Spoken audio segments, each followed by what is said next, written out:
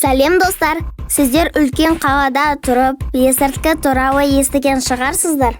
Интернеттен немесе достарыңыздан естіген шығарсыздар. Бәлкім ата-аналарыңыз айтқан болар. Тағы нені білу маңызды? Біріншіден, есірткі сіздің денсаулығыңыз үшін қауіпті екенін есте сақтаңыз. Есірткі жас ағзаға қалай әсер етеді?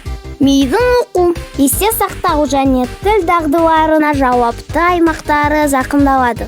Бұл мектептегі, спорттағы және басқа іс-әрекеттердегі үлгерімге теріс әсер етуі мүмкін. Жақсы психикалық денсаулық. Бұл сіздің өміріңізде туындауы мүмкін проблемаларды өз бетінше шешу мүмкіндігі. Есірткі керісінше мәселелерден құтылудың жалған иллюзиясын береді. Мәселелерді ата-анаңызбен немесе өзіңіз сенетін жақын адамдарыңызбен сөйлесіп, олардың көмегімен шешу жолдарын тапқан дұрыс. Сонымен қатар, есірткі адамның денсаулығы мен сыртқы келбетіне теріс әсер етеді. Есірткі сіздің денсаулығыңызға әсер етіп, сіздің және жақын адамдарыңыздың өміріне нұқсан келтіру мүмкін.